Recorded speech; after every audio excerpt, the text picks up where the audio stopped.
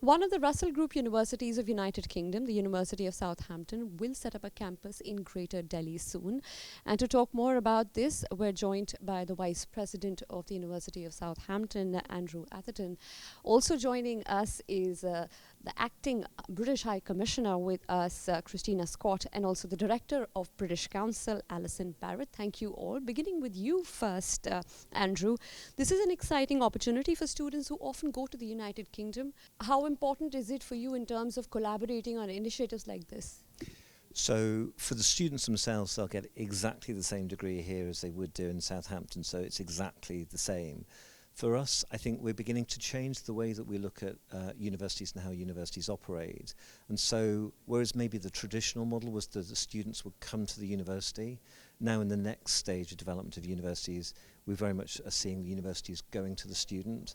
And of course, India has some of the most talented students in the world, and it has a huge amount of demand. So really, this is about us moving to that next stage of going to the student.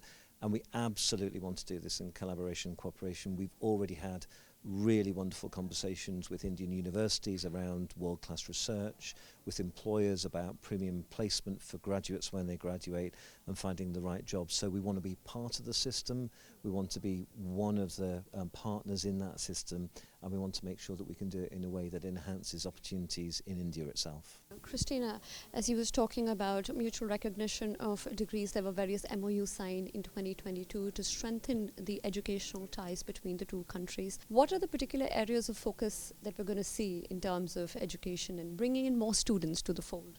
Well, education is really at the heart of our broad and comprehensive relationship with India, and today is a really exciting day because it's the first time that we will have a UK university investing in bricks and mortar here in India.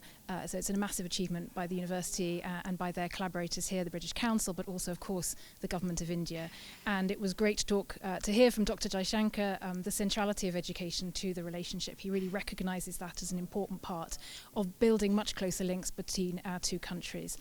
We already have lots of collaboration and joint research and lots of movement in both directions already going on between our universities here and universities in the UK. We hope this will also be a really good opportunity for more British students to come and have a great educational experience in India. So we hope that will be the first of several moving in this direction.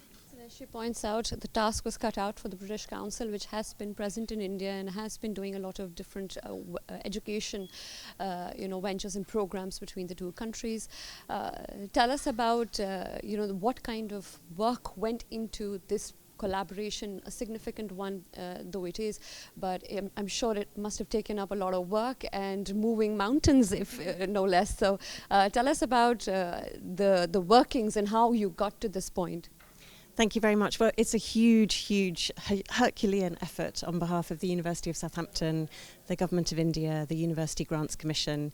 We've been very fortunate that the University of Southampton team are incredibly experienced. They've done this before and they really understand what goes into creating a world-class institution in another country. So we've really played a supporting role, helping them understand and navigate the local landscape and make sure that the decisions that they make are, based on some of that local knowledge. British Council, as you said, has been here for 75 years. We hope to be here for many more years to come. Everything that we do is about supporting collaboration between the UK and Indian higher education sectors. And we believe that that's so important because it creates opportunities for cross-cultural learning, for understanding, builds that intercultural competence and helps ensure that we remain strong partners for the future. And Andrew, we talk about various courses you stressed in your speech. You were talking about, artificial intelligence, students who want to take up, degrees in technology and also study engineering. Tell us about the particular subjects that would be in focus and what more is going to be added in the future. Yeah, so we'll be a comprehensive university, so we'll offer the whole range of courses. Obviously, the first year when we launch, we'll offer a smaller number of courses and then we'll build them up, but we'll offer in computing, business, all aspects of engineering, economics, law, biomedicine and healthcare, art and design. So really across the whole range of subjects. And in fact, our plans over the first 8 to 10 years are to grow from 6 programmes in the first year up to over 40 programmes in those different subject areas at both undergraduate level for bachelor's degrees and also postgraduate level for both master's degrees and PhDs as well. So we'll have PhD students here.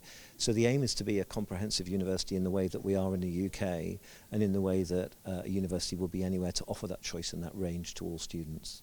And do we know a timeline as to when all of this when the admissions will be accepted, or when are we going to get students? When can the students start coming in? So we're aiming to start in 2025. We're aiming to start in August 2025. So we'll start publicity and we'll start recruitment. It's in September, so next month, and we'll be actively working on raising profile for the campus, and also particularly engaging with schools and colleges across the country to raise awareness of the options to study at the University of Southampton campus in India.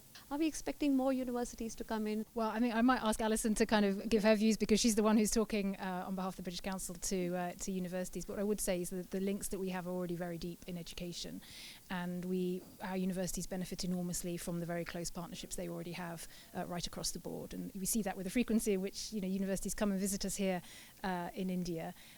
We know they benefit enormously from having Indian students part of their campus life in the UK, but also moving into research and leadership positions in the organisation. So this is only going to make the relationship even deeper. I hope others will follow in Southampton's wake. There are already, as Christina said, a huge number of universities partnering with Indian universities on joint master's programs or joint PhD programs. There's a very strong research collaboration sort of community out there that's growing and deepening day by day. We have consortia of university looking at a whole range of different issues together. So I think it's watch this space. We're very hopeful that other UK universities will be really emboldened by this opportunity and will follow Southampton in their footsteps.